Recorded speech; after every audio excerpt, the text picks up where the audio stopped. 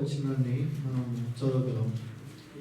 ఈ స్వాతంత్రము అనుగ్రహించి క్రీస్తు మనలను స్వతంత్రులుగా చేసి ఉన్నాడు. కాబట్టి మీరు స్థిరముగా నిలిచి మరలా దాస్యమనే కాడి కింద చిక్కుకొనకుడి. ఇంగ్లీష్లో కూడా మనము చదివినప్పుడు you can also see from English version. Stand fast, therefore, in the liberty wherewith Christ hath made us free, and be not entangled again with the yoke of bondage. Yoke of bondage. For freedom Christ has set us free. Stand firm therefore, and do not submit again to yoke of slavery. మనకు క్రీస్తు ఒక విడుదలనిచ్చి ఉన్నాడు. అందువల్లనే మనము విడుదల పొందిన వాళ్ళంగానే జీవించాలి. ఇంకా మన దగ్గర ఆ యొక్క దాస్యపు కాడి లేదు. కానీ యేసు ప్రభు ఇచ్చిన ఆయన అంటాడు కదా, మత్తయి సువార్త 11వ అధ్యాయము 28, 29 వచనాలు కూడా మనం దీనికి ప్యారల్గా చదువుకుంటే మనకు అర్థమవుతుంది.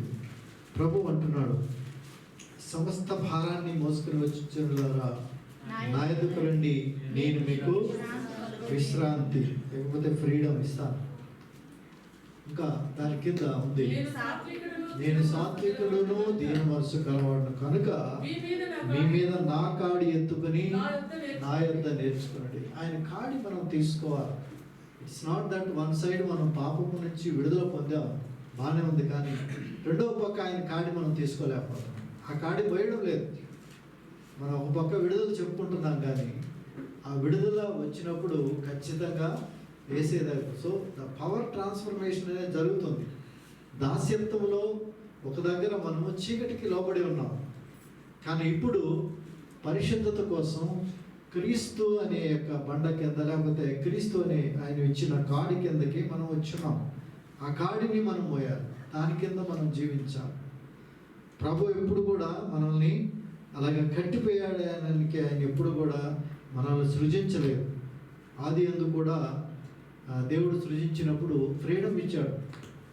మొట్టమొదట ఆదాము అవ్వలకి దేవుడు సృజించినప్పుడు మీరు సమస్త సృష్టిని ఏలమన్నాడు కదా. ఆదికాండం 1వ అధ్యాయం 28వ వచనం చూడండి. అక్కడ దేవుడు ఇచ్చిన యొక్క అధికారాన్ని మనం చూస్తాం. దేవుడు వారిని ఆశీర్వదించెను, ఎట్లనగా మీరు ఫలించి అభివృద్ధి పొంది విస్తరించి భూమిని నిండించి దానిని లోపరుచుకొనుడి. సముద్రపు చేపలను ఆకాశ పక్షులను భూమి మీద ప్రతి జీవి ఎరుడని దేవుడు వారితో చెప్పాడు. కాబట్టి ఏలుడు అనే ఒక మాటను మనం చూస్తున్నాం.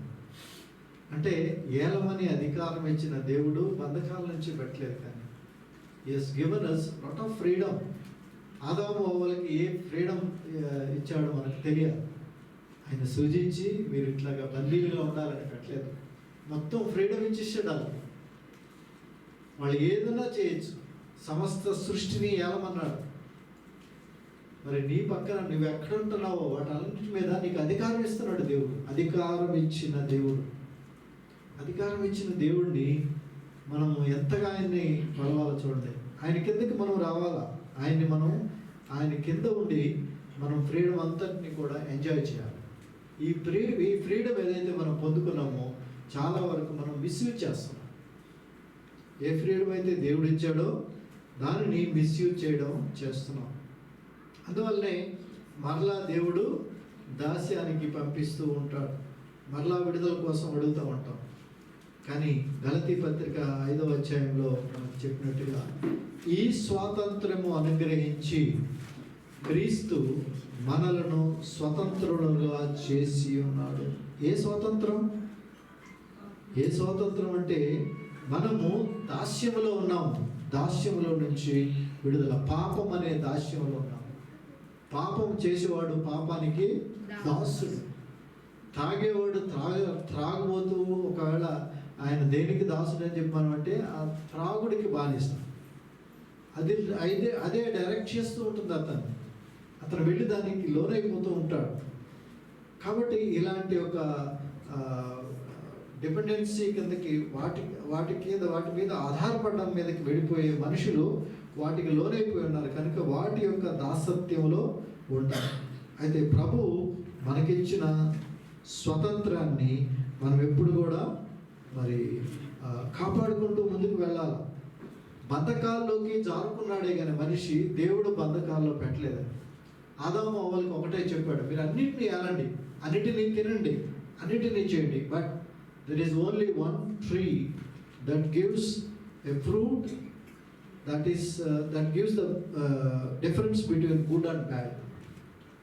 మంచి చెడు తెలివినిచ్చే డిఫరెన్స్ చెప్పే యొక్క ఫ్రూట్ మీరు తినద్దు అని చెప్పాడు. ఇది ఒక్కటే దేవుడు చెప్పింది, కానీ ఆదాము అవ్వలు ఆ పని చేయలేదు.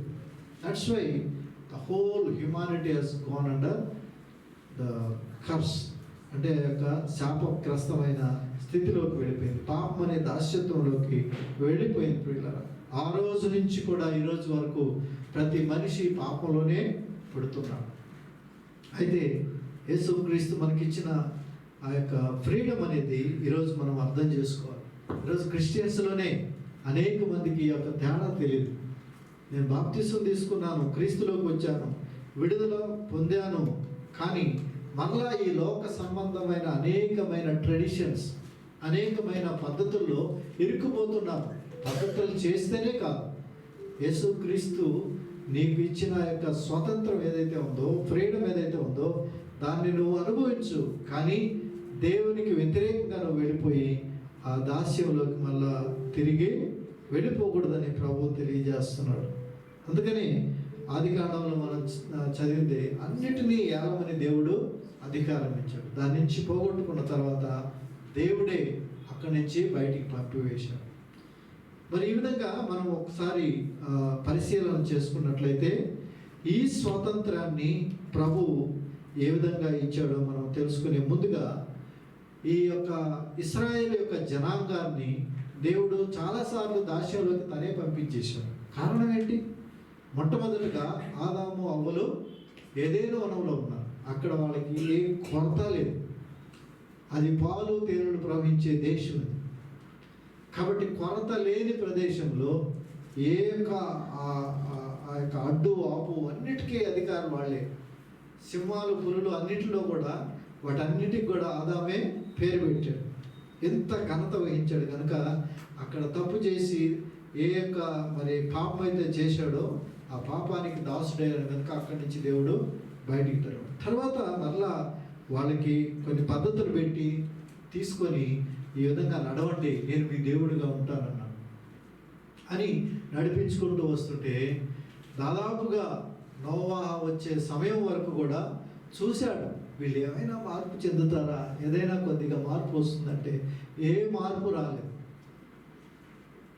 మరి దేవుని బిడ్డలు దేవుడిని తెలుసుకున్న తర్వాత కూడా మార్పు చెందకపోతే దేవుడు ఒక మాట అంటాడు, ఎంత వెక్స్ అయిపోతాడంటే ఆదికాండం 6వ అధ్యాయంలో మనుషులను చేసినందుకు యెహోవా దేవుడు తన మనస్సులో నొచ్చుకుంటాడంట. 6వ అధ్యాయం 5వ వచనం చూస్తే, నరుల చెడుతనము భూమి మీద గొప్పది, వారి హృదయము యొక్క తలంపులన్నీ ఊహ అంతయు ఎల్లప్పుడూ చెడదే. ఈరోజు చూడండి, మార్పు చెందామంటాం, క్రీస్తులోకి వచ్చామంటాం, ఎంత డివియేషన్ కనిపిస్తుందో ఒక్కొక్కరిని మీరు ఆలోచిస్తే తెలుస్తుంది. బికాస్ ఆఫర్స్ అనేవి వస్తూనే ఉంటాయి, లోకం నుంచి చాలా ఆఫర్స్ వస్తుంటాయి. ఎంత అధిగమించాలో ఐ టెల్ యూ ప్రాక్టికల్లీ. నేను పూర్తిగా దేవుళ్ళలోకి వచ్చిన తర్వాత నాకు ఎన్నో ఆఫర్స్ వస్తాయి. బ్రదర్ ఒక్కసారి రండి, ఒక ప్రసంగం ఇచ్చేసేయాలండి, ఇంతకుముందు ఇచ్చారు కదా, ఒక్కసారి రండి, ఒకే ఒక ఆఫర్, పర్లేదులే ఒక్కసారి ఏముంది.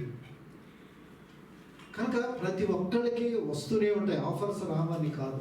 లోకం నుంచి నువ్వు ఎక్కడి నుంచి విడుదల పొంది దేవుడిలోకి వచ్చావో అక్కడి నుంచి నీకు అనేక రకాలైనటివి, వాళ్ళతో కంపేర్ చేసుకుంటావు, వీళ్ళతో కంపేర్ చేసుకొని మేము పర్వాలేదు అని చెప్పేసి విధంగా కొన్ని పద్ధతుల్లో వెళ్ళిపోతూనే ఉంటాం రోజు. వాటన్నిటినీ అధిగమించాల్సిందే. ఇక్కడ చివరికి నోవాహు సమయంకి వచ్చినప్పుడు ఎంతగా దేవుడు నొచ్చుకున్నాడంటే వీళ్ళని చేసినందుకు నా హృదయము నొచ్చుకుంది అని నేను సృజించిన నరులతో కూడా జంతువులు, పురుగులు, ఆకాశ పక్షులు భూమి మీద ఉండకుండా తుడిచివేయుదును. ఎలాగనగా నేను వారిని సృష్టించినందున సంతాపము నొంది ఉన్నాను. దేవుడు సంతాపడితే ఎవరు ఆపలేరు. దేవుడు తుడిచివేయాలనుకున్నాడు. అయితే వాళ్ళల్లో ఒకే ఒక్కడు నోవహ మాత్రమే నీతిమంతుడు కానీ ఆ ఒక్క కుటుంబాన్ని మాత్రం పక్కన పెట్టాడు. తీసుకుని వెళ్ళి మొత్తం ఆ యొక్క 40 రోజుల యొక్క వర్షానికి మొత్తం కూడా తుడిచిపెట్టుకుపోయింది. అది దేవుని యొక్క ఉగ్రత. దాని నుంచి మనం ఎవరైనా తప్పించుకోలేము. ప్రియమైన దేవుని బిడ్డలారా, దేవుడు ఎంత ఫ్రీడమ్ ఇస్తున్నాడో మనం అర్థం చేసుకోవాలి. దాన్ని ఏ విధంగా మనం మన యొక్క శరీర ఆశలకు మనం వాడుకుంటే దేవుడు దాన్ని ఒప్పుకోడు. కనుక మొట్టమొదటిగా అది తుడిచిపెట్టుకుపోయింది. దాని తర్వాత మనుషులు మరలా పెరగడం మొదలుపెట్టారు. ఎట్లాగా అంటే మరి ఎలాంటి అది ఆశీర్వాదం దేవుడు ఆదాము అవ్వలకి ఇచ్చాడో మరలా కూడా మరి ఆ యొక్క నోవా కుటుంబంతో మరలా కూడా దేవుడు నిబంధన చేశాడు. వాళ్ళతో అన్నాడు. ఆదికాండం 9వ అధ్యాయంలో చూస్తే మరలా దేవుడు నోవహును అతని కుమారులను ఆశీర్వదించి మీరు ఫలించి అభివృద్ధి పొంది మరలా ఇచ్చాడు.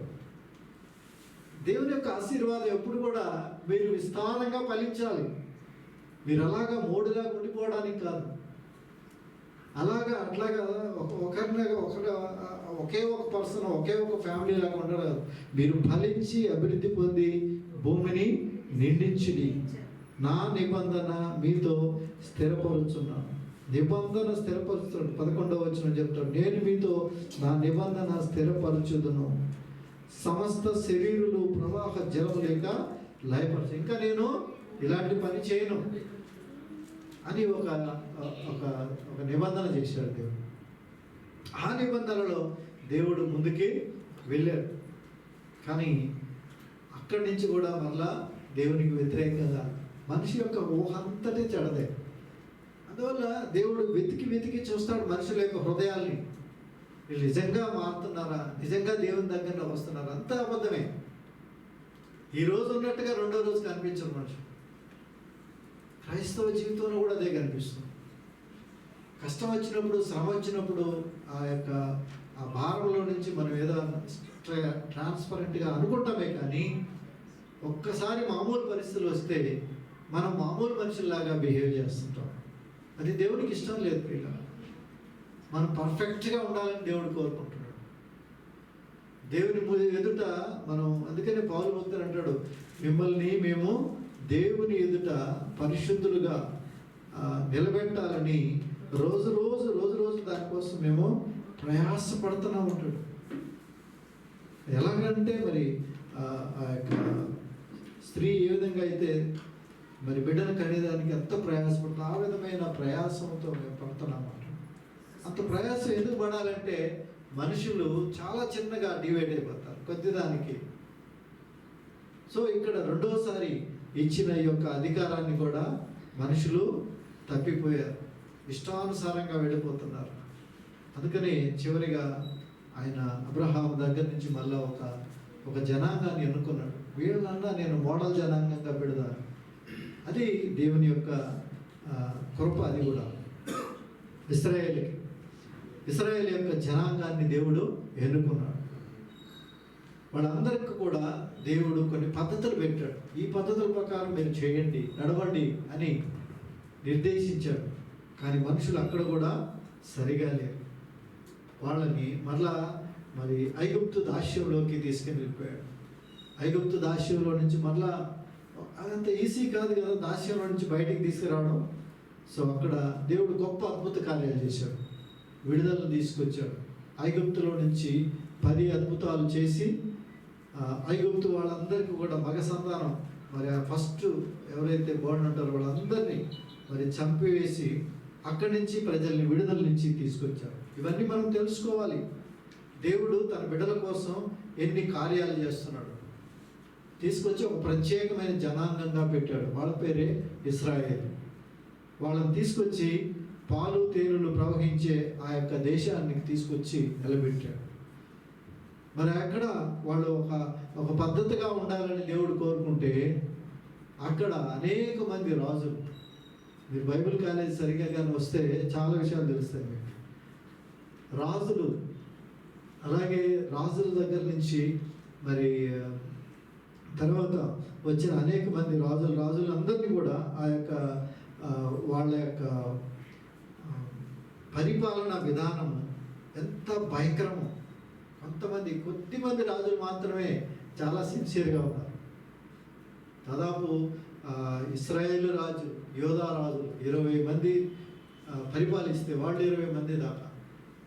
కానీ వాళ్ళలో ఫ్యూ పీపుల్ దావీదు లాంటి వాళ్ళు.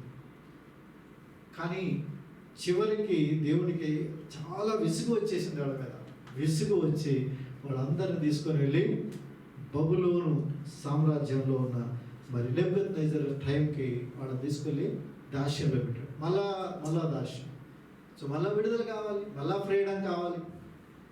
మనం ఫ్రీడమ్ అనుకుంటున్నాం, కానీ దేవుడిచ్చిన ఫ్రీడమ్ని సరిగా వాడుకోకపోతే ఈ అధికారం నుంచి మళ్ళా తిరిగి దేవుడు పంపించేస్తాడు.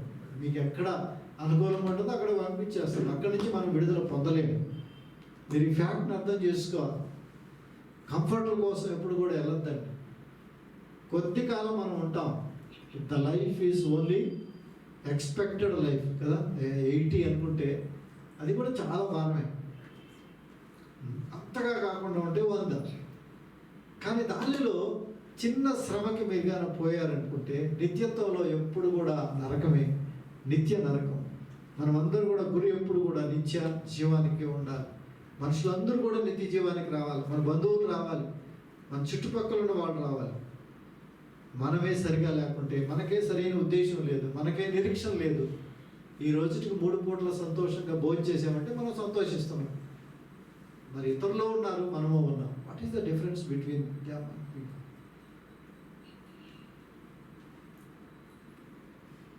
మనం ఎప్పుడు కూడా మన యొక్క జీవితాలని వాళ్ళు చూసుకొని దేవుని దగ్గరికి వచ్చే విధంగా ఉండాలి. అది దేవునికి సాక్షులుగా ఉండండి అన్నాడు. అందుకని ఈ యొక్క ప్రత్యేకంగా ఈ విడుదల గురించి మనం చాలా అర్థం చేసుకోవాలి. దేశం అంతా కూడా ఇండిపెండెన్స్ డే సెలబ్రేషన్ చేసుకుంటున్నారు. దానిలో ఉన్న ఎంత తేడాలన్నీ కూడా ఈరోజు ఒక్కొక్కరు ప్రసంగాలు చేస్తుంటారు.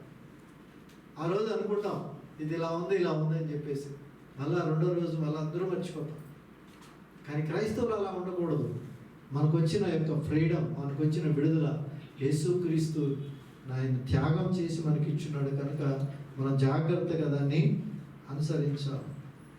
కాబట్టి ఆ యొక్క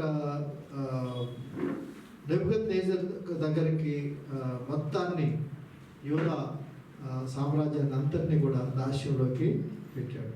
అక్కడి నుంచి మళ్ళా విడుదల తీసుకొని వచ్చేటప్పుడు వీళ్ళు ఏం చేయలేదు.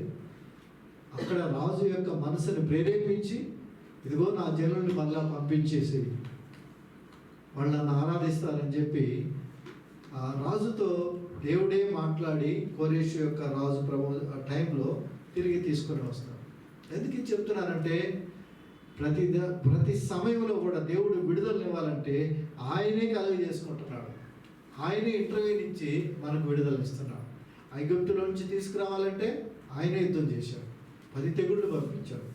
అలాగే కోరేషు సమయంలో కూడా ఆయనతో డైరెక్ట్గా దేవుడు మాట్లాడాడు. నెబుకద్నెజర్తో దేవుడు మాట్లాడే వాళ్ళని బయటికి పంపించాడు. మరి ఈ రోజుల్లో మనం ఉన్న ఈ రోజుల్లో అయితే ఈ ఫ్రీడమ్ దేవుడు ఏకంగా తన కుమారుడిని పంపించి పాపం అనే దాస్యం కింద నుంచి విడుదల ఇచ్చాడు. హల్లెలూయా, హల్లెలూయా. ఈరోజు సంఘం ఎలాగా ఉందంటే నిశ్చింతగా ఉంది. వీలైతే చేస్తా, లేకపోతే లేదు. నువ్వు వీలైతే చేసే టైంలో నువ్వు చేసుకుంటా ఉండు, నువ్వు ఇక్కడే వదిలిపెడతావు. పరలోకానికి నిత్య జీవానికి వారసులు కావాలంటే దేవుని కొరకు ఖచ్చితంగా నిలబడాల్సిందే.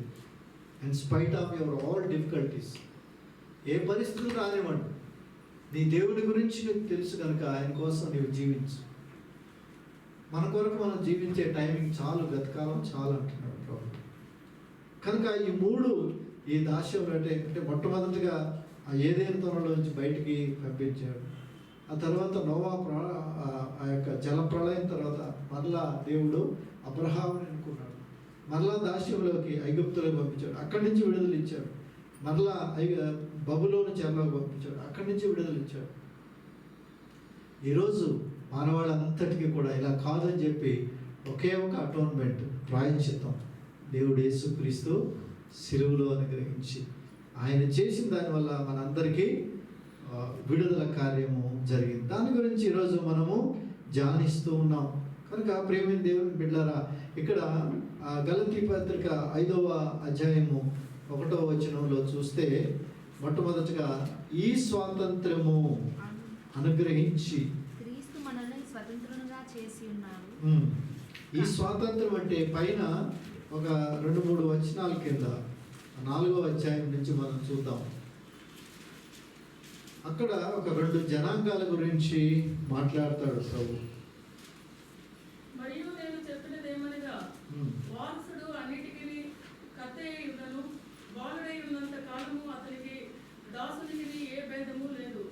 తండ్రి చేత నిర్ణయింపబడిన దినము వచ్చే వరకు అతడు సంరక్షకుల యొక్కయు గృహ నిర్వాహకుల యొక్కయు ఆధీనములో ఉండను. అటువలే మనము బాలురమై ఉన్నప్పుడు లోక సంబంధమైన మూలపాఠములకు లోబడి దాసులమై ఉంటుంది. అయితే కాలము సంపూర్ణమైనప్పుడు దేవుడు తన కుమారుని పంపెను. ఆయన స్త్రీ యందు పుట్టి మనము దత్తపుత్రులము కావాలని ధర్మశాస్త్రమునకు లోబడి ఉన్నవారిని విమోచించుటకై ధర్మశాస్త్రమునకు లోబడి ఉన్నవాడాయను.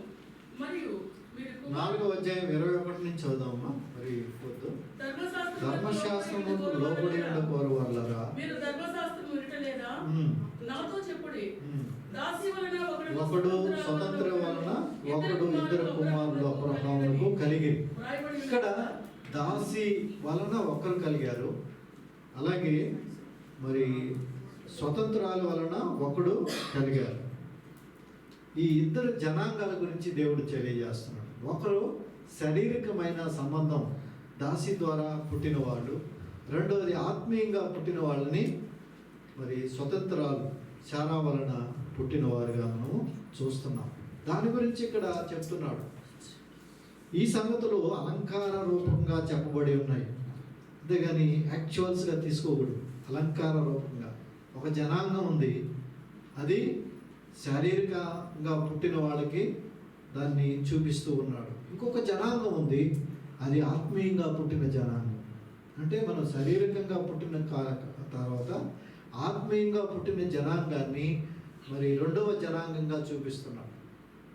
దాని నుంచి ఇది అలంకార సంబంధంగా చెప్తూ ఈ స్త్రీలు 2 నిబంధనలై ఉన్నారు. వాటిలో ఒకటి సినాయి కొండ సంబంధమైనది, దాస్యములో ఉండుటకు పిల్లలు కంటు. ఇది హాగరు. ఈ హాగరు అన్నది అరేబియా దేశంలో ఉన్న సినాయి కొండ. ప్రస్తుతం అందున్న యెరూషలేము దాని పిల్లలతో కూడా దాస్యం అందున్నది కనుక ఆ నిబంధన దానికి ధీటైనది. అయితే పైనున్న యెరూషలేము స్వతంత్రముగా ఉన్నది, అది మనకు.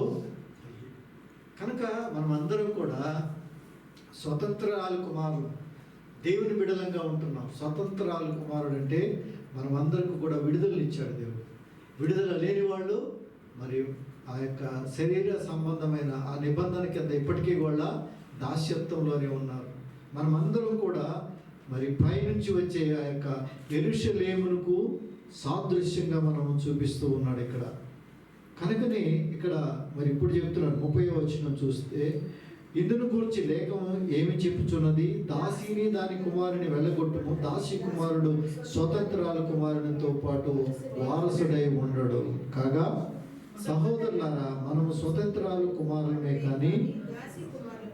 కనుక ఇది స్వతంత్రం అంటే మన యొక్క స్వతంత్రము ప్రభువు మరి ఆ యొక్క యెరూషలేము, నూతన యెరూషలేముతో కంపేర్ చేస్తున్నాడు. కనుక పైనున్న యెరూషలేము మనతోనే ఉంది.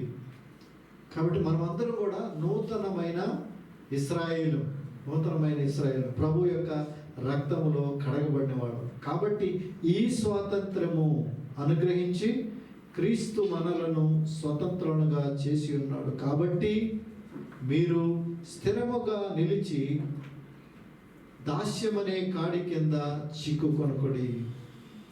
ఇది ఈరోజు మనకు మెసేజ్. స్థిరంగా మీరు నిలిచి యేసుక్రీస్తు ఇచ్చిన విడుదలని కాపాడుకోవాలి. మీరు ఎందుకు తప్పిపోతున్నారు? ఎందుకు మరలా పడిపోతున్నారు? ఎందుకు నిలబడిపోతున్నారు? క్రైస్తవుడిగా జీవిస్తే లోకం, దేశం ఎప్పుడో మారిపోవాలి. కానీ అలా జరగడం లేదు. కారణం, మనం అలా జీవించడం లేదు. మన జీవిత విధానంలో తేడా ఉంది. మరలా దాస్యం ఆ కాడి కిందకి మనము వెళ్ళిపోతున్నాం. ఎందుకు భక్తుడు ఇక్కడ గలతీయులకి రాస్తున్నాడంటే, వీళ్ళందరూ కూడా దేవుని బిడ్డలే, దేవునిలోకి వచ్చిన వాళ్ళే. మరలా they are going back to their old traditions. సున్నతి కోసం వెళ్ళిపోతూ ఉన్నారు. కాబట్టి ఈ ప్రత్యేకంగా ఈ యొక్క పత్రిక రాస్తూ is addressing to the believers. మీరు వచ్చారు దేవునిలోకి, మరలా సున్నతి అంటున్నారు. కాబట్టి సున్నతి పొందుటైనా, సున్నతి కాకుండా ఇంకేదైనా సరే ఒక యాక్టివిటీ ఇది చేస్తేనే ఫిజికల్గా, అప్పుడు మాత్రం నేను పరలోకానికి వెళ్తాను. కాబట్టి శారీరకమైన ఈ యొక్క కార్యాల వల్ల కాదు, కానీ దేవుడు ఇచ్చిన ఆ యొక్క ఏదైతే దేవుడు ఆ శిలువ మీద చేసిన కార్యం ఉందో దాన్ని బట్టి, యేసుక్రీస్తు చేసిన కార్యాన్ని బట్టి మీరు విడుదల పొంది ఉన్నారు. చూడండి 2, 3, 4, 5 వచనాల వరకు చదవండి. అది కేవలం సున్నతి పొందిన ఎడల క్రీస్తు వల్ల మీకు ప్రయోజనం ఏమీ కలుగదని పౌలను నేను మీతో చెబుచున్నాను. ధర్మశాస్త్రం యావత్తు ఆచరింపబద్ధుడనై ఉన్నాడని సున్నతి పొందిన ప్రతి మనుషునికి నేను మరలా దృఢంగా చెబుచున్నాను. మీలో ధర్మశాస్త్రం వలన నీతిమంతులని తీర్చబడు వారెవరు?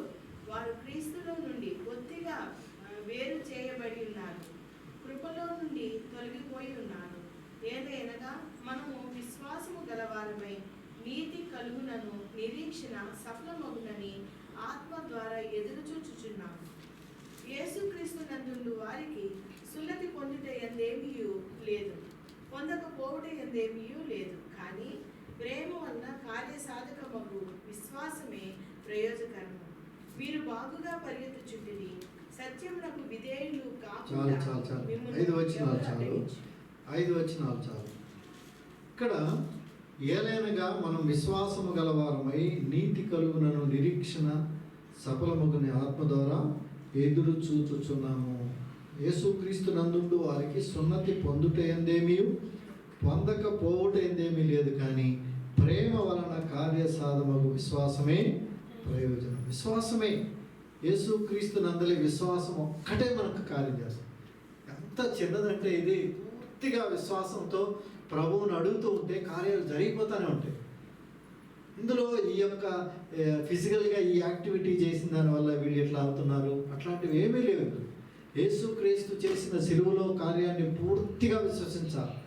ఆ కార్యం ద్వారా 100% రిజల్ట్ ఉంది, 100% ఆశీర్వాదం ఉంది. కానీ మన పైపులు ఎలా ఉన్నాయంటే, ఆ ఆశీర్వాదాన్ని తీసుకునేటప్పటికి అది చిన్నగా వచ్చేసి మన విశ్వాసం తగ్గి మన ట్యాప్ బాగా టైట్ చేస్తే చిన్నగా వస్తే ఎంత సన్న డిజిలింగ్ వస్తుందో ఆ లెవెల్లో మనం రిసీవ్ చేసుకుంటున్నాం. అంటే మన యొక్క ఆశీర్వాదం మనమే కంట్రోల్ చేసుకుంటున్నాం, మనమే మూసేసుకుంటున్నాం. దేవుడు ఇచ్చిన అంత వైడ్ పైపుని ఆశీర్వాదాన్ని తీసుకోలేకపోతున్నాం. కనుక యేసుక్రీస్తు నీ కొరకు నా కొరకు సిలువలో 100% చేసి ముగించున్నాడు. ఈరోజు చేయాల్సింది ఒక్కటే, పరిశీలన చేసుకోవాలా, మన జీవితాలని పరిశీలన చేసుకోవాలి, ప్రభువుకి పూర్తిగా సమర్పణ మనము చేసుకోవాలండి. అందుకనే యెషయా గ్రంథం 42:7 ఈ మాట రాసి ఉంది. ఒకసారి యెషయా గ్రంథం 42:7 చూద్దాం. ప్రభు ఈ యొక్క మాటని ముందుగానే పాత నిబంధనలో చూసి చీకట్లో నివసించే వారిని బందీ గృహంలో నుండి వెలుపలికి తెచ్చుకుంటున్నాను. యెహోవానగు నేను నీతిమంతుల్లో నిన్ను పిలిచి నీ చేయి పట్టుకుని నిన్ను కాపాడి ప్రజల కొరకు నిబంధనగాను అన్ని జనులకు వెలుగుగాను నిన్ను నియమించి ఉన్నాను. యెహోవాను నేనే అంటే యేసుక్రీస్తు రాకముందే ఆ యొక్క స్వతంత్రాన్ని గురించి దేవుడు బయలుపరిచాడు ముందుగానే. This is going to happen. నేనే మరి ఆ యొక్క కార్యాన్ని జరిగిస్తున్నాను అంటే యేసు ప్రభువే ఆ బాధ్యత తీసుకున్నాడు. అదే యెషయా గ్రంథం 61:1-3 మనం చూస్తే క్రీస్తు దానికి పూర్తిగా దీనులకు సువర్తమానము ప్రకటించుటకు యెహోవా నన్ను అభిషేకించెను. నలిగిన హృదయము గల వారిని దృఢపరచుటకును, చెరలో ఉన్న వారికి విడుదలను, బంధింపబడి ఉన్న వారికి విముక్తి ప్రకటించుటకును యెహోవా హితవత్సరమును మన దేవుని ప్రతిదండన దినమున ప్రకటించుటకును, దుఃఖాక్రాంతులందరినీ ఓదార్చుటకును, సియోనులో దుఃఖించు వారిని ఉల్లాస వస్త్రములు ధరింపచేయుటకును, బూడిదకు ప్రతిగా పూదండను, దుఃఖములకు ప్రతిగా ఆనంద తైలమును, భారభరితమైన ఆత్మలకు ప్రతిగా స్తుతి వస్త్రమును వారికి ఇచ్చుటకును ఆయన నన్ను పంపియున్నాడు. చాలు. యేసుక్రీస్తు యొక్క రావడానికి కూడా ముందుగానే ప్రభువు పాత నిబంధనలో వాళ్ళకి తెలియచేశాడు, ఇది జరగబోతుంది. క్రీస్తు ఆ బాధ్యత తీసుకున్నాడు. ఈ himself took every burden on his shoulder. అందుకని ఈరోజు మనం కొత్తగా వెళ్ళి ఏదో కొంత చేసేది ఏమి లేదు, కానీ క్రీస్తు చేసిన కార్యాన్ని ప్రకటించడమే మన కార్యం. ఆమేన్. ప్రకటించడానికి మనము సిద్ధంగా ఉండాలి. అందుకని పౌలు అంటాడు, నేను సువార్త ప్రకటించకపోతే అయ్యో అంటాడు. అయ్యో మనం చాలా బాధపడతాం కదా, ఏదైనా కార్యం జరగకూడదు జరిగిపోతే అయ్యో ఎందుకు ఇట్లా జరిగిందంట. కానీ ఇక్కడ ఏం దేనికి అనుకుంటున్నాడు, నేను సువార్త ప్రకటించకపోతే నా మీద నాకే అయ్యో అంటున్నాడు. ఎవరైనా మనం ఇది తీసుకొని మన యొక్క జీవితాల్లో మనం కనుక కంపేర్ చేసుకుంటే మనకి మైండ్ రావడం లేదు. క్రీస్తుకు కలిగిన మనసు కావాలంటాడు కదా. ఫిలిప్పీ పత్రిక 2:5 క్రీస్తుకు కలిగిన ఈ మనస్సు మీరును కలిగి ఉండండి. ఎందుకు అంటున్నాడు ఇది? మనకు ఆ మైండ్ రావడం లేదు. మనం క్రీస్తుకు కలిగిన మనస్సు ఎప్పుడు కలుగుతామంటే మనము ఆయన అధికారం కింద రావాలి. మన ఫ్రీడమ్ నిజంగా ఎక్సర్సైజ్ చేస్తే పూర్తిగా దేవుడిచ్చిన ఆ స్వాతంత్రాన్ని అంతటిని పొందుకుని ఆయన బిడలంగా మారిపోవడమే దేవుడు కోరుకుంటున్నాడు. ఈరోజు మన జీవితాలు ఎలా ఉన్నాయి పరిశీలన చేసుకోవాలి. మనము సత్యములో నిలవాలి అనేది ప్రభు కోరుకుంటున్నాడు. కాబట్టి క్రీస్తు యేసునకు కలిగిన ఈ మనస్సు మీరును కలిగి ఉండండి. ఏ మనసుతో మనం వస్తున్నాం, ఏ మనసుతో మనం ఆలోచిస్తున్నాం. ప్రతి ఇష్యూ వస్తుంది, ఆ ఇష్యూ దేవుని మనసుతో మనము ఆలోచించాలని మనకు తెలియజేస్తాం. వీటన్నిటికీ సత్యమే, దట్ ఈస్ ద మూలాధారం. అందుకనే సత్యాన్ని ఎరగమంటాడు. నేనే సత్యం. ఈ సత్యాన్ని మీరు ఎరగండి. Know the truth will set you free. యోహాను సువార్త 8:31-32 అంటాడు. ఆయనతో వేధిస్తూ ఉంటారు వీళ్ళంతా. మేము అబ్రహాం కుమారులు, మేము ఇప్పుడు దాసులమయ్యాం, మా మీద ఏ పాపం ఉంది, ఏమీ లేదని చెప్పేసి అంటారు వీళ్ళు. కాబట్టి యేసు తను నమ్మిన యూదులతో మీరు నా వాక్యమందు నిలిచిన వారైతే నిజముగా నాకు శిష్యులై ఉండి సత్యమును గ్రహించెదరు. అప్పుడు సత్యమును మిమ్మలను స్వతంత్రులుగా చేయును. మీరు స్వతంత్రులుగా ఉండాలి అంటే సత్యాన్ని గ్రహించాలి. యేసుక్రీస్తే మన పాపానికి నివృత్తి. మనకిచ్చిన ఈ ఫ్రీడమ్ అంతా కూడా యేసయ్య ఇచ్చాడు. యేసయ్య అధికారంలోకి వచ్చాం. పాపపు దాస్యం కింద ఉన్నాము. ఆ దాస్యంలో నుంచి వదిలేసి ఇప్పుడు యేసయ్య ఆ యొక్క లీడర్షిప్ కిందకు వచ్చాం. మన లీడర్ ఎవరు? మనం ఎవరిని ఫాలో కావాలి? యేసయ్యని కాదు. మనలో ఎవరు కూడా ఉండకూడదండి. కనుక యేసుక్రీస్తు అదే మాట తెలియజేస్తున్నాడు. తను నమ్మిన యూదులతో ఏమంటున్నాడు? మీరు కనుక ఈ సత్యాన్ని తెలుసుకుంటే ఆ సత్యము మిమ్మల్ని స్వతంత్రులుగా చేస్తుంది. రోమపత్రిక 6:18 కూడా ఈ మాట అంటుంది. ఒకసారి రోమపత్రిక 6:18 చూడండి. పాపము నుండి విమోచించబడి నీతికి దాసులైతిరి. ఎందుకు? దేవునికి స్తోత్రం, హల్లెలూయా. పాపం నుంచి విడుదల పొంది మనము దేవునికి దాసులుగా ఉండాలి. కాబట్టి మనం దేవునికి దాసులుగా ఉంటామో అది రూల్ చేస్తుంది. యేసయ్య కింద మనం ఉండాలి. మనం ఇంతకుముందు అయితే మనము పాపానికి దాసులుగా ఉంటాము. అందుకని మరి 17వ వచనం కూడా చూస్తే, మీరు పాపములకు దాసులై ఉంటుంది, కానీ ఏ ఉపదేశ క్రమమునకు మీరు అప్పగించబడుతురో దానికి హృదయపూర్వకంగా లోబడిన వారే పాపము నుండి విమోచించబడి నీతికి దాసులైతురి. అంటే మనం చాలాసార్లు పాపం యొక్క విలువ మనకు తెలియదు, పాపం యొక్క భయంకరం. నేను అనేది చాలాసార్లు చెప్తుంటాను, పాపం అనేది చాలా క్రూరమైంది. అది ఏమాత్రం కనికరం చూపించదు, తీసుకుని వెళ్ళి భయంకరమైన నిత్య నరకంలో పడవేస్తుంది అది. దానికోసమనే ఈరోజు మన యొక్క జీవితాల్లో మనం ఉన్నతంగా ప్రభు కోసం జీవించాలంటే పాపానికి దూరంగా పారిపోవాలి. పాపము బానిసత్వం నుంచి మనము తొలగిపోవాలి. అందుకనే రోమాపత్రిక 8:2 ఈ మాట అంటుంది, క్రీస్తు నందు ఉన్నవారికి ఏ శిక్షా విధి లేదు, క్రీస్తు యేసునందు జీవమిచ్చు ఆత్మ యొక్క నియమము పాప మరణముల నియమం నుండి నన్ను విడిపించింది. ఈ నియమం ఏం చేస్తుందంటే, నువ్వు చేసినంత తప్పే, నువ్వు పాపంలో నుంచి వచ్చావు, నువ్వు చనిపోవాలంటుంది. కానీ క్రీస్తు యేసునందు మనకు ఒక జీవం ఇచ్చే ఆత్మ నియమం ఉందండి. అందుకని మనం జాగ్రత్తగా తెలుసుకోవాలి ఈ విషయాల్ని. ప్రభువు యొక్క ఆత్మ లేకుండా మనకు విడుదల లేదు. చాలామంది ఆత్మని వెంబడించరు, ఆత్మ చెప్పే కార్యాలని వినరు. ఆత్మ ఎక్కడైతే ఉంటుందో అక్కడ విడుదల అంటాడు కదా. చూడండి, చాలామంది ఈ యొక్క ఆత్మ యొక్క గైడెన్స్ తీసుకోరు, పరిశుద్ధ ఆత్మ నడిపింపు తీసుకోరు. ఆత్మ ఎక్కడ ఉంటుందో అక్కడ విడుదల ఉంటుంది. కనుకనే దేవుని యొక్క ఆత్మను పొందుకొని మన శరీరాన్ని కాపాడుకుంటూ వెళ్ళాలి. శరీరము దాస్యానికి తీసుకొని వెళ్తూ ఉంటుంది, ఆత్మ నిత్య జీవానికి తీసుకొని వెళ్తుంది. హల్లెలూయా. 2 అండి. శరీరం యొక్క కార్యాలు ఈ యొక్క లోకానికి లాగుతూ ఉంటాయి, ఆత్మ యొక్క కార్యములు దేవుని యొక్క పరిశుద్ధతకు నిత్య జీవానికి తీసుకుని వెళుతూ ఉంటాయి. పాపపు బానిసత్వంలో నుంచి దేవుడు మనల్ని తొలగిస్తున్నాడు. అందువల్లనే యేసుక్రీస్తు నందు జీవం ఇచ్చు ఆత్మ యొక్క నియమము పాప మరణ నియమముల నుండి నన్ను విడిపించును.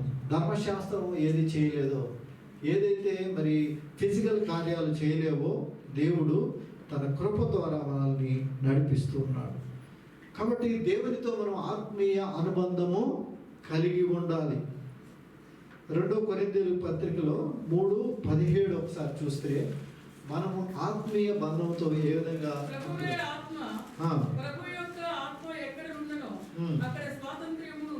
అక్కడ స్వాతంత్రం. మనం చెప్పే ఈ స్వాతంత్రం ఎప్పుడు కూడా ఆత్మ ఎక్కడ ఉంటుందో, ప్రజ్వలుతుందో అక్కడే ఉంటుంది.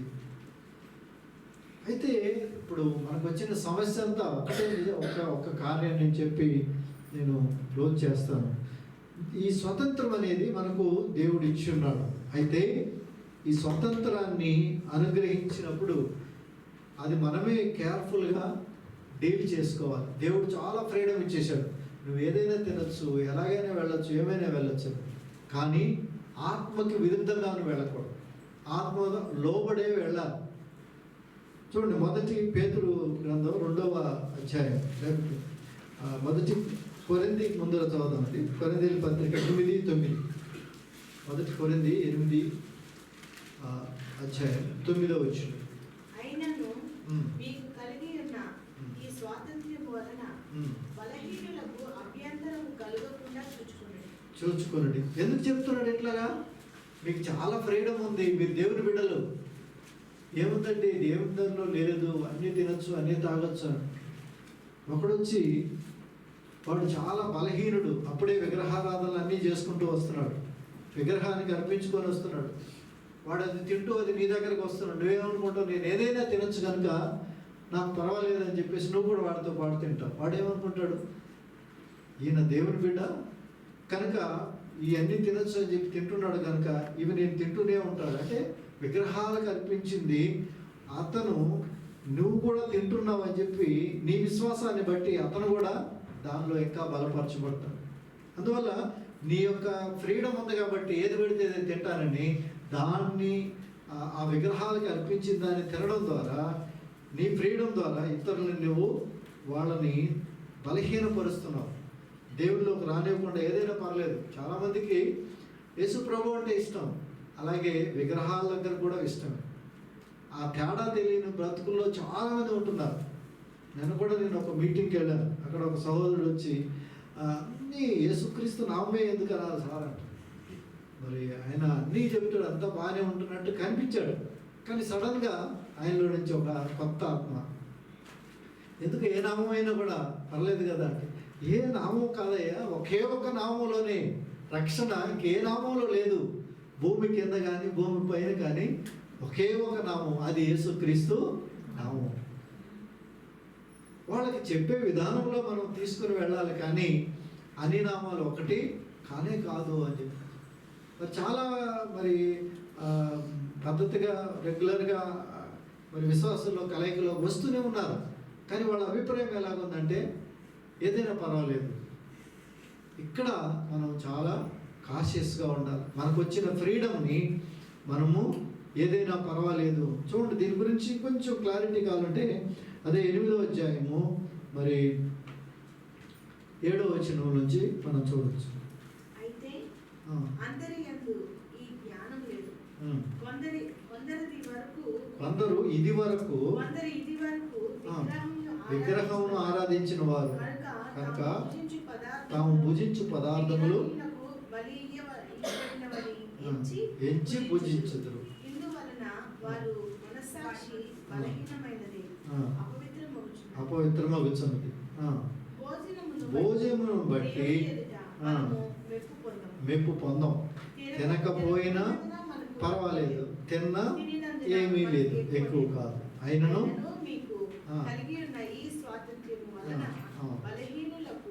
అభ్యంతరం కలగకుండా చూసుకునండి. ఏంటిది? 10వ వచనం నుంచి చూడండి. ఏలయనగా నీవు జ్ఞానం కలిగిన వాడివి. జ్ఞానము కలిగిన నీవు అంటున్నాడు. ఎందుకు? యేసుక్రీస్తుని కలిగి ఉన్నావు, జ్ఞానం ఉంది నీకు. సో ఎక్కడ నేను వివేచించాలా తెలుసు నీకు. అన్నీ తినగలిగినటివే, ఏది నిరక్షేపంగా చేయొచ్చు, ప్రార్థన చేసుకుంటే పరిశుద్ధపరచబడుతుంది. కానీ తీసుకొచ్చింది విగ్రహాలకు బలిపించింది తీసుకొచ్చి నీ దగ్గర ఇస్తున్నాడు, తీసుకొని చక్కగా వాటితో పాటు భోజనం చేస్తున్నాడు. అది ఇక్కడ అడ్రస్ చేస్తున్నాడు. నీకు చాలా ఫ్రీడమ్ ఉంది, కానీ ఆ ఫ్రీడమ్ని డిజర్వ్ చేసి వాడాలి. ఇక్కడ చూడండి, ఏలైనగా జ్ఞానము గల నీవు భోజన పంక్తిని కూర్చుండగా ఒకడు చూచిన ఎడల బలహీనమైన మనస్సాక్షి గల అతడు విగ్రహములకు బలి ఇయ్యబడిన పదార్థములను తినుటకై ధైర్యము తెచ్చుకొని కదా. నీవు వాటితో పాటు అదే పంక్తిలో ఉన్నావు. బలి ఇచ్చాడు, అందరికీ కలిసి భోజనాలు పెడుతున్నాడు. తినండి, నేను బలి ఇచ్చి పెట్టాను దాంట్లో అని కూడా చెప్పాడు నీకు. ఇక్కడ ఏమి తినకుండా ఏమి చెప్పకుండా ఉంటే నువ్వు తినేది వేరే. కానీ నీ దగ్గరకు వచ్చి ఇప్పుడే బలి ఇచ్చిన నుండి మంచి భోజన పదార్థాలు అన్నీ తీసుకొచ్చి నీకు భోజనం పెడుతున్నాడు. నువ్వు ఏమి అనుకోకుండా తింటూ ఉన్నావు. వాడికి ఏమనిపిస్తుందంట?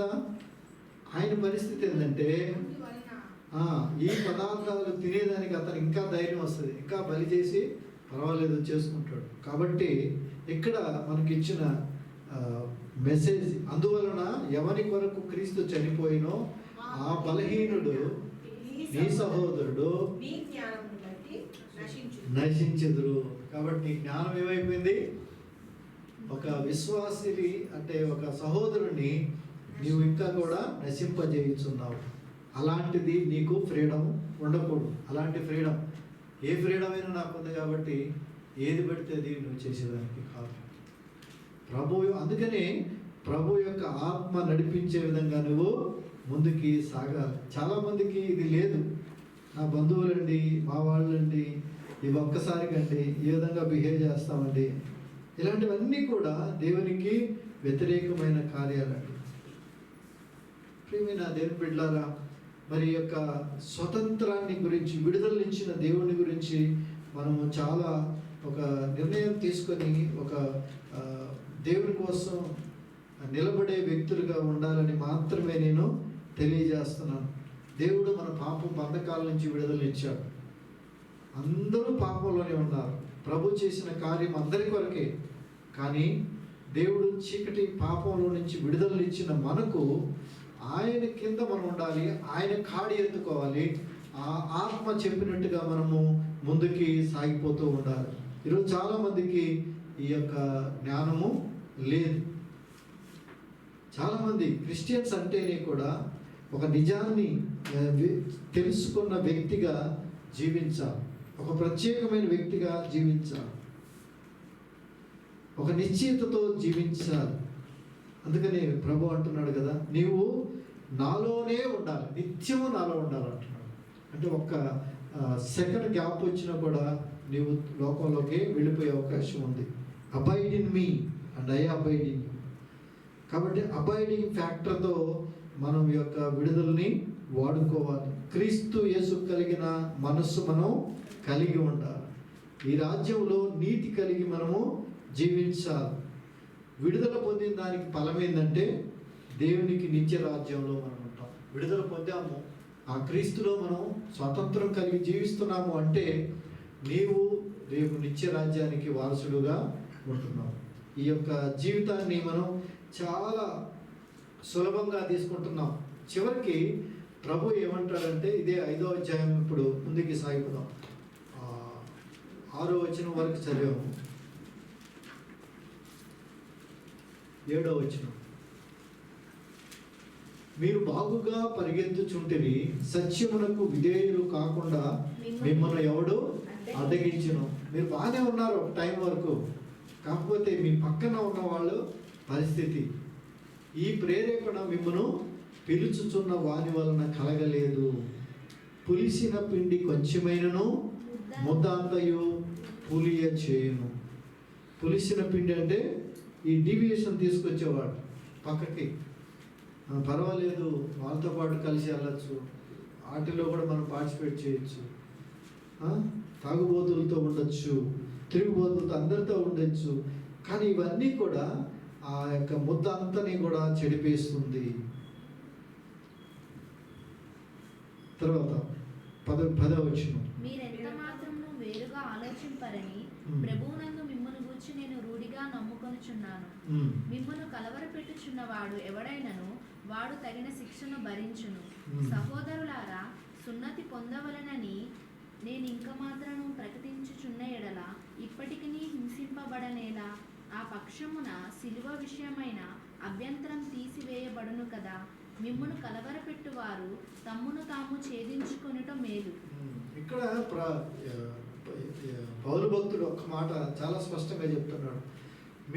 నేను సున్నతిని కూడా రికమెండ్ చేస్తున్నాను, మరి ధర్మశాస్త్ర క్రియలు కూడా నేను రికమెండ్ చేస్తున్నాను అని చాలామంది చెప్తున్నారు. అది కరెక్ట్ కాదు.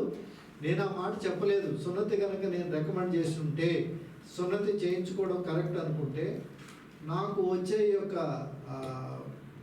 థ్రెట్, ఎవరైతే యూదులు ఆయన చంపాలనుకుంటున్నారో వాళ్ళు చంపేవాళ్ళు కాదు. నేను ఏదైతే ధర్మశాస్త్రం వలన కాదు, యేసుక్రీస్తు వలననే మనకు విడుదల పొందుతుంది అని చెప్పానో, దానివల్ల నాకు వాళ్ళు హింస పెడుతున్నారు అని చెప్తూ ఆయన ఏమంటున్నాడంటే, ధర్మశాస్త్ర సంబంధమైన విధుల వల్ల మీరు విడిపించబడలేదు అని చెప్పినప్పుడు సున్నతి అని అంటాడు. రెండవది ఈ యొక్క సబాత్ అంటే సాటర్డే దినాలు చూసుకోవడం, అంటే ఈ దినమే చేయడం, లేకపోతే ఒక టైమింగ్స్ చూసుకోవడం. కాబట్టి ఈ దినాలను బట్టి, ఈ ఫాలోయింగ్ దాన్ని బట్టి నీవు పరలోకానికి చేర్చబడవు. కానీ నీవు ప్రభువునందు విశ్వాసం నుంచి విడుదల పొందావు కనుక ఆ ప్రభువునందే నీకు పూర్తి స్వాతంత్రం ఉంది అని తెలియజేస్తున్నాడు. మనం చాలాసార్లు పద్ధతుల్లోకి వెళ్ళిపోకూడదు. పద్ధతుల ద్వారా మనం పరలోకానికి వెళ్ళాం, కానీ దేవుని అందరి విశ్వాసం వల్లనే వెళుతాం. కాబట్టి 13వ వచనప్పుడు మళ్ళా చివరిగా, సహోదరులారా, మీరు స్వతంత్రులుగా ఉండుటకు పిలువబడ్డారు. దేనికోసం పిలువబడ్డారు? ఇదే మనం పిలుపండి. You are called for to live an independent life. అంటే దేవునికి లోబడి నీవు దేవుడిచ్చిన యొక్క ఫ్రీడమ్ను అనుభవిస్తూ నువ్వు జీవించాలి, లిబర్టీతో జీవించాలి.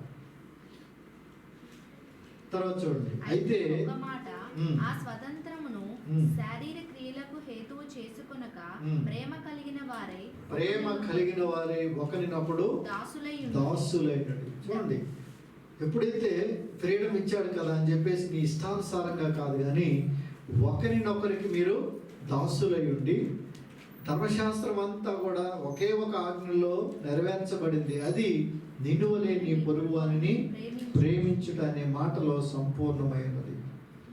అయితే మీరు ఒకరినొకడు కలుచుకుని భక్షించిన ఎడల మీరు ఒకరినొకడు బొత్తిగా నశించిపోతారేమో. అందుకని ఈ మాటలన్నీ చెప్తూ వస్తాడు. 5వ అధ్యాయం చాలా ప్రాముఖ్యమైనది. ఇక్కడి నుంచి ఆత్మానుసారంగా జీవించడం గురించి, శరీరానుసారంగా జీవించడం, రెండు డిఫరెంట్ చెప్తాడు. ఆత్మానుసారంగా జీవించేది, శరీరానుసారంగా. ఇక్కడ 16వ వచనం నుంచి ఆత్మానుసారంగా నడుచుకుని అప్పుడు మీరు శరీరేచ్ఛలను నెరవేర్చరు. శరీరము ఆత్మకును, ఆత్మ శరీరమునకును విరోధముగా అపేక్షించును. ఇవి ఒకదానికొకటి వ్యతిరేకముగా ఉన్నవి కనుక మీరు ఏవి ఇచ్ఛించుదురో వాటిని చేయలేకుంటారు. మీరు ఆత్మచేత నడిపించబడిన ఎడల ధర్మశాస్త్రమునకు లోనైన వారు కాదు. 19వ వచనం నుంచి శరీరం అంటున్నాడు కదా. ఏంటి ఆ శరీరం అంటే, శరీర కార్యాలు స్పష్టమై ఉన్నాయి. అవేంటి? జారత్వం, అపవిత్రత, కామకత్వం, విగ్రహారాధన, అభిచారం, వేషములు, కలహము, మత్సరములు, క్రోధములు, కక్షలు, భేదములు, విమతములు, మత్తతులు, అల్లరితో కూడిన ఆటపాటలు మొదలైనవి. వీటిని గురించి నేను మునుపు చెప్పిన ప్రకారం ఇట్టి వాటిని చేయవారు దేవుని చాలా స్పష్టంగా తెలియజేస్తున్నాడు. ఇందులో మీకు ఏ అనుమానం ఉండకూడదు. వీటన్నిటినీ ఎక్కడైనా మన యొక్క జీవితాల్లో కలిగి ఉన్నామా అంటే శరీర కార్యాల్లో మనం ఉన్నట్టే. శరీర కార్యాలు దేవుని రాజ్యాన్ని స్వతంత్రించుకోలేవు. అందుకని ఈ యొక్క 22 నుంచి అంటాడు, ఆత్మ ఫలమేదనగా ప్రేమ, సంతోషము, సమాధానము, దీర్ఘశాంతము, దయాళుత్వము, మంచితనము, విశ్వాసము, సాత్వికము, ఆశా నిగ్రహము. ఇట్టి వాటికి విరోధమైన నియమం ఏదియో లేదు. క్రీస్తు యేసు సంబంధులు శరీరమును దాని ఇచ్చలతోనూ దురాశలతోనూ సిలువ వేసి ఉన్నారు. ఇది చేయాల్సిన పని. క్రీస్తు యేసు సంబంధులు, మనం అందరం కూడా క్రీస్తు యేసు సంబంధాలుగా ఉంటాం. దేన్ని సిలువ వేయాలి? శరీరము, శరీరకు సంబంధించిన ఇచ్చ. శరీరం ఏమి కోరుకుంటుందో దాన్ని సిలువ వేయాలి. శరీరంతో ఏదైతే దేవుణ్ణి మరి వ్యతిరేకిస్తుందో, దేవునికి దూరంగా తీసుకువెళ్తుందో, దేవుని యొక్క మాట వినదో, వాటన్నిటికీ కూడా మనము సిలువ వేయాలి. మనము ఆత్మ నుంచి అనుసరించి జీవించేవారు అయితేమా ఆత్మను అనుసరించి క్రమంగా నడుచుకోవాలి. అంతేగాని అప్పుడప్పుడు ఆవేశంలో వచ్చి ఆత్మానుసారంగా జీవిస్తున్నాం, ఆరాధన చేస్తున్నాం, వెళ్ళిపోతున్నాం, అదొక్కటి కాదు. నిత్యము ఆత్మచేత నడిపించేవాడు. దేవుడు అదే కోరుకుంటున్నాడు. మనకు నిజంగా ఎంత ఫ్రీడమ్ ఇచ్చాడండి దేవుడు, ఎంత గొప్ప దేవుడు చూడండి. ఈరోజు మనం మన యొక్క జీవితాల్లో మనం ఫ్రీగా దేవుడిని ఆరాధించుకోవచ్చు. కానీ మరి ప్రేమ కలిగి అన్నిటిలో కూడా దేవునికి మనము సాక్షులుగా ఉండాలి. ప్రేమ అన్నిటికంటే శాశ్వతమైనది. ప్రేమ అన్నిటికంటే కూడా ప్రాముఖ్యమైనది. ప్రేమ లేకుండా దేవుణ్ణి ఎరగడు అంటాడు. చాలా వాక్యాలు ఉన్నాయి. ప్రేమ లేకుండా దేవుని ఎరగడు. కనుక ఈ యొక్క మధ్యాహ్న సమయంలో ప్రియమైన దేవుని బిడ్డలారా, దేవుని యొక్క ఇచ్చిన యొక్క ఫ్రీడమ్ని ఇష్టానుసారంగా మన యొక్క కోరికలకు వాడుకోకుండా ప్రభువుకు మనం లోబడి ఆయన రాజ్యంలో ఆయన చిత్తాన్ని జరిగించేవాడంగా మనం ఉందాం. ప్రార్థన చేసుకుందాం. ఒకసారి మన యొక్క శరీరం, మన యొక్క ఆత్మ, మన ప్రాణం, వీటన్నిటినీ దేవుడు పరిశుద్ధపరిచి ఉన్నాడు. ప్రభువుకి మనం అంగీకారంగా శరీరాన్ని ఆత్మతో జీవింపు చేసుకోమంటున్నాడు. రోమీ పత్రిక 8వ అధ్యాయం అంతా మనకు స్పష్టంగా తెలియజేస్తుంది. ఆత్మ ద్వారా శరీరాన్ని కాపాడుకోవడం. శరీరము ఆత్మ ద్వారా నడిపించబడినప్పుడు అది లోబడుతుంది. అలా కాకున్నప్పుడు లోకానికి తీసుకొని వెళ్ళిపోతుంది. ఒకసారి పరిశీలన చేసుకుందాం. ఇంకా అదే విధంగా మన జీవితం ఉందేమో ఈరోజు దేవుడు పరిశీలన చేసుకోమంటున్నాడు. మనం దేని కిందకు వచ్చి ఉన్నాం? ఇంతకుముందు దేని కింద ఉన్నాం? ఏ దాస్యత్వం కింద ఉన్నాం? పాపం అనే బంధకాల కింద ఉన్నాం. దేవుడు మనల్ని లేచి బయటకు వచ్చి వాటి నుంచి విడుదల పొంది పాపము కాని యొక్క దేవుని యొక్క ఆత్మ ద్వారా నడిపించబడాలని కోరుకుంటున్నాడు. మనం చాలామంది ఇంకా దాస్యత్వంలోనే ఉన్నట్టుగా మరి దేవుని యొక్క దృష్టిలో ఉంది కనుక మనం ఇంకా పూర్తిగా లోబడదాం, ప్రభువుకు అప్పచెప్పుకుందాం.